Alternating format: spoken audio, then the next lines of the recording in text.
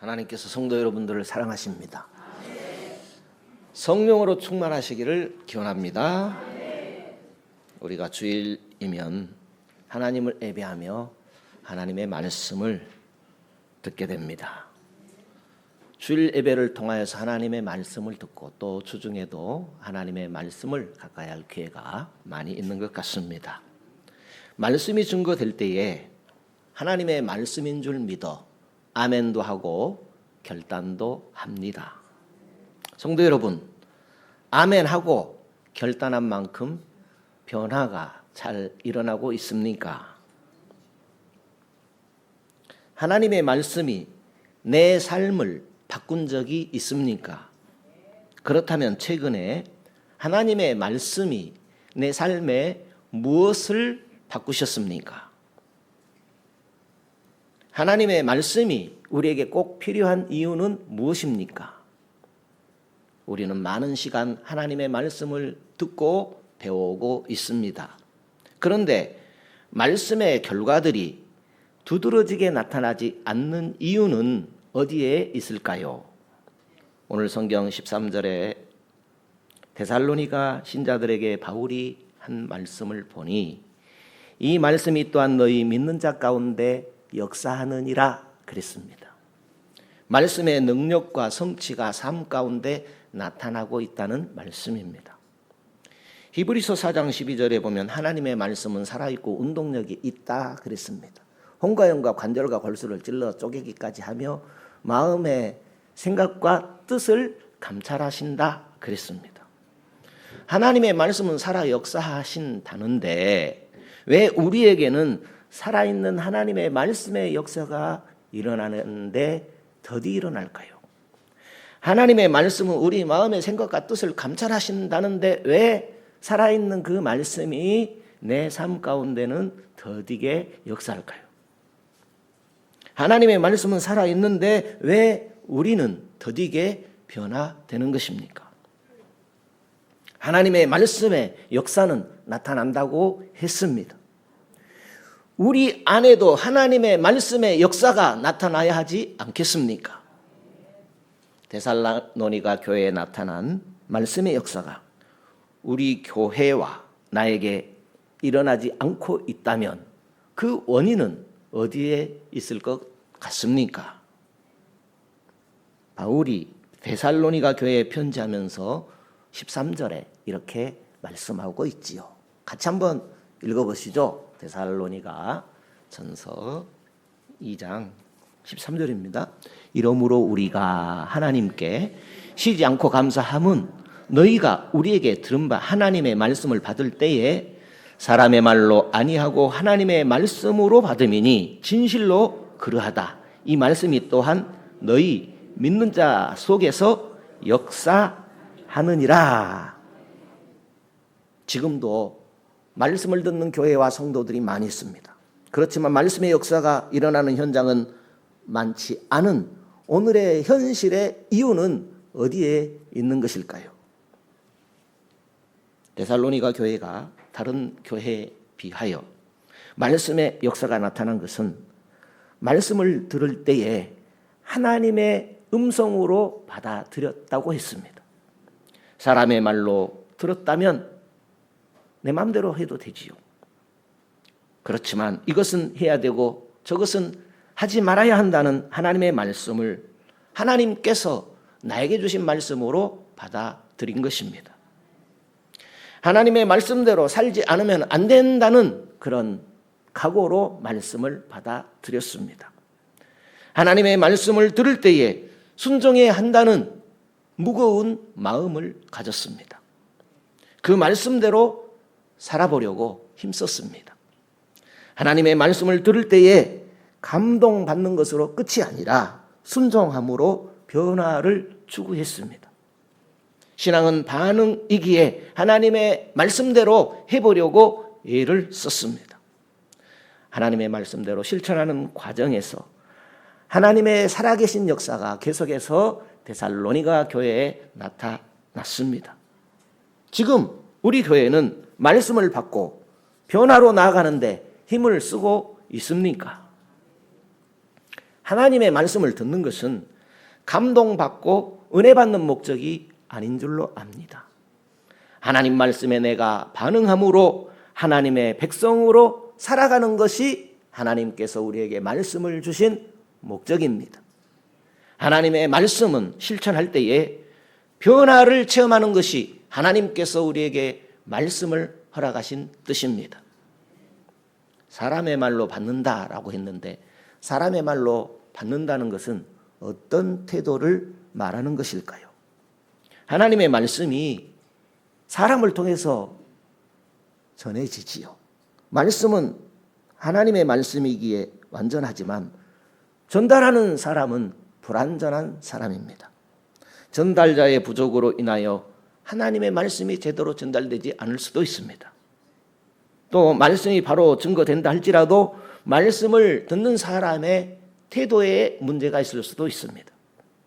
말씀을 듣는 편에서도 말씀의 역사를 방해하는 요소가 있다 할 것입니다. 예로 몇 가지만 들어보자면 성경 안에 있는 내용을 정보나 지식으로만 받아들이려는 그런 태도가 있을 수 있지요. 종교적인 교훈으로만 받아들이려는 태도가 있을 수 있습니다. 종교적인 태도라는 것은 살아가는 데 유익이 되는 교훈 정도로만 받으려고 하는 것을 말합니다. 마음이 닫혀가지고 하나님의 말씀을 받아들이지 않는 것도 말씀이 역사하지 않는 이유가 될 것입니다. 말씀에 집중하지 못하고 주의가 산만한 것, 여러 가지 복잡한 생각이 가로막는 것, 그것도 말씀의 역사를 방해할 수 있을 것입니다. 그렇다면 하나님의 말씀의 역사가 내 삶 가운데 나타나게 하려면 어떻게 하면 좋겠습니까? 말씀을 받아들이는 태도를 바르게 해야 할 것입니다. 하나님의 말씀을 먼저 인정하고 하나님께서는 내 삶 가운데 살아 역사하시는 분이시다 하고 기대해야 할 것입니다. 예수께서 4가지 밭 이야기를 복음서에 말씀하셨습니다. 하나님의 말씀은 씨요 우리 심령은 밭이라면서 말씀하셨습니다. 그러면서 말씀의 역사가 일어날 수 없는 밭 3가지를 말씀하고 말씀의 역사가 일어날 수 있는 밭 1가지를 말씀하셨습니다. 먼저 길가밭을 말씀했습니다. 길가밭이란 말씀을 귀로 들었는데 깨닫지 못합니다. 그러니까 귀로는 들었지만 사라지고 없는 말씀입니다. 돌짝밭을 말씀했지요. 잠시 감정적으로만 받아들이는 말씀을 돌짝밭이라고 했습니다. 가시덤불 밭을 이야기했습니다. 세상 것에 눌려서 자라나지 못한 심령 상태를 말한 것입니다. 좋은 땅 이야기를 했습니다. 바른 태도로 하나님의 말씀을 받게 되면 30배도 60배도 100배도 열매를 맺을 수 있다고 말씀했습니다. 말씀을 듣는 태도를 바꿔야 할 것입니다. 말씀을 하나님의 음성으로 들어야 합니다. 사람을 통하여 전달되지만 오늘 하나님이 이 말씀으로 나를 찾아오셨다고 믿고 하나님의 음성으로 받아들여야 바른 태도입니다. 또한 믿음으로 아멘 하셔야 합니다.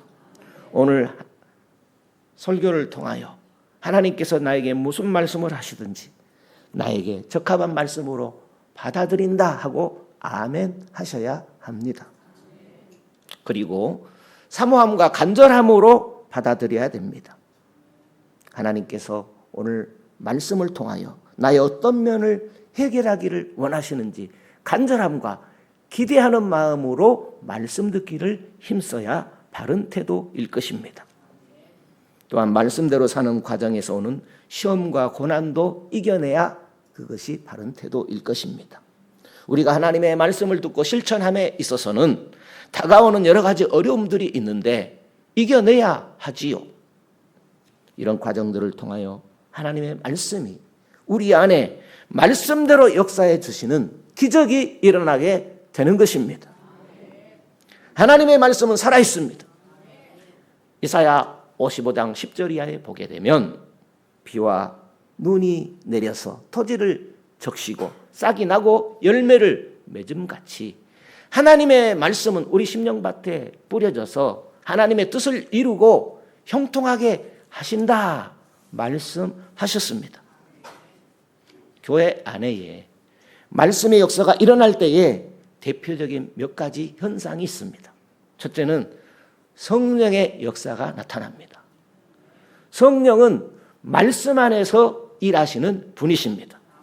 성령께서 각 사람 속에 깨닫는 은혜를 주셔서 말씀이 각 사람 가운데 적용되게 하십니다. 말씀에 대한 큰 확신을 가지고 믿음이 성장하고 성숙하도록 역사해 주십니다. 말씀을 받아들일 뿐만 아니라 말씀대로 살고 싶은 열정이 생겨나게 해 주십니다. 삶의 변화와 교회의 변화가 구체적으로 나타나게 하십니다. 말씀의 역사가 일어나면 우리 가운데 말씀이 풍성해지면 개인과 교회의 변화가 일어나고 부흥이 일어나게 되는 것입니다. 그리고 복음이 빠르게 확산되어집니다. 은혜의 결과는 복음을 전하는 것입니다. 복음 전파는 다른 게 아니라 은혜 받았다라는 것이죠. 무슨 은혜입니까? 최고의 전도는 내가 변화되었다라는 것이죠. 내가 달라졌다라는 것입니다. 말씀으로 새 은혜를 받고 변화되면 우리 교회에 와보세요 하고 전하게 되어 있습니다. 말씀으로 변화되어 전도합시다. 말씀으로 변화되어 전도합시다. 말씀으로 변화되려면 먼저 말씀을 받아들이는 태도가 중요하다 할 것입니다. 지금 우리 주변에는 말씀이 홍수처럼 넘쳐나고 있지요. 원하기만 하면 얼마든지 말씀을 들을 수 있습니다. 성경 공부도 얼마든지 할 수 있습니다. 그렇지만 순수한 말씀의 역사는 더디 일어나고 있는 것을 우리가 알 수 있습니다. 말씀의 역사가 더딘 원인을 살펴보면 몇 가지가 있습니다. 첫째는 말씀을 내 기준으로 받아들입니다. 내 마음에 맞으면 아멘하고 아니면 모른 체 합니다. 간절함과 사모함이 없습니다. 오늘 말씀을 통하여 새로운 답을 얻어야지 하는 간절함이 없다면 말씀의 역사가 더디 일어날 수밖에 없습니다. 또 말씀을 대하는 태도가 불량하면 말씀의 역사가 더디 일어날 수밖에 없겠지요. 집중하는 데 방해되는 다른 생각들, 요즘은 성경을 들고 다니지 않는 분들이 핸드폰을 들여다본다든지 또 옆에 분에게 말씀하고 싶어서 말씀을 웅성웅성 한다든지 아니면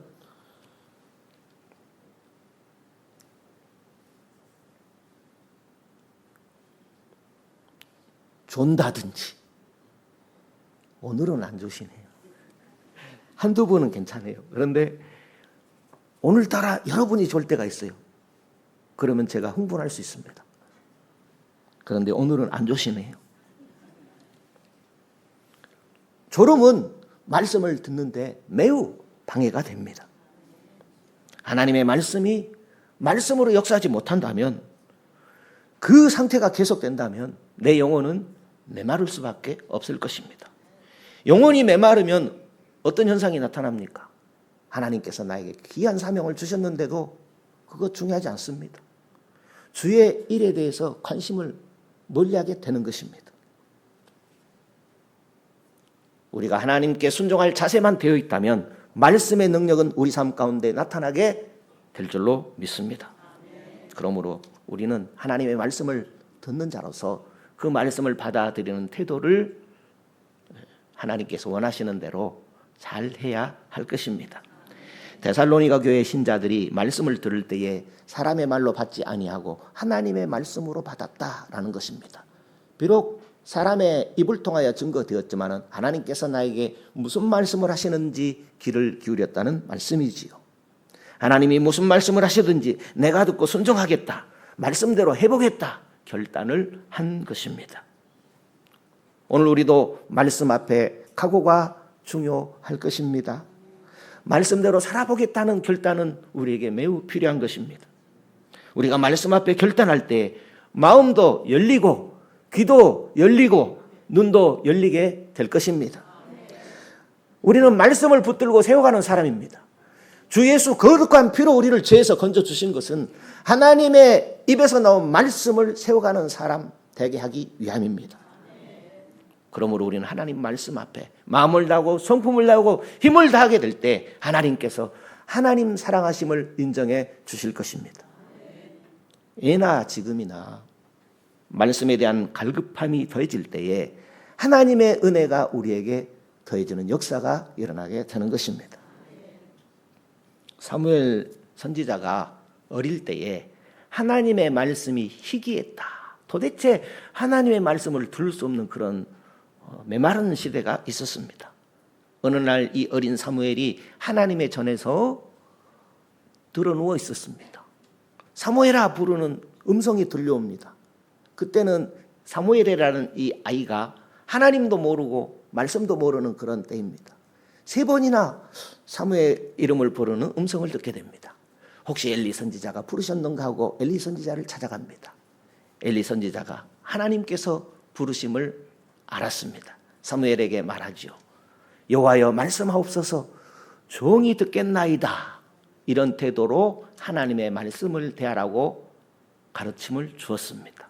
사무엘은 어릴 때부터 이렇게 하나님의 말씀을 듣고 자라므로 이스라엘에 귀 쓰임받는 하나님의 선지자로 쓰임받게 되지요.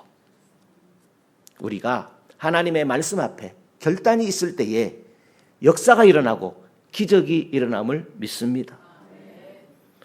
하나님 무슨 말씀을 하시든지 그대로 하겠습니다. 말씀하시면 종이 듣겠습니다. 이것이 하나님 말씀을 대하는 사람의 태도인 줄로 믿습니다. 히브리서 3장 15절에 마음을 강팍케 하지 말라 그랬습니다. 하나님 앞에 하나님 말씀을 들을 때 마음을 완고하게 하지 말라라는 거죠. 내 굳은 마음 재버리고 말씀을 듣기 위해서 마음을 열라는 것입니다. 하나님 말씀에 무반응하는 것, 무시하는 태도를 바꾸어서 말씀을 대하는 태도가 적극적이어야 한다는 것입니다. 어떻게 말씀에 적극적이면 좋겠습니까? 오늘 또 아멘 하시든지 주여 하시든지 할렐루야 하시든지 따라서 하십시다. 아멘, 할렐루야, 주여. 예, 감동이 되시면 은혜가 되시면 아멘 하시고 할렐루야 하시고 주여 감사합니다.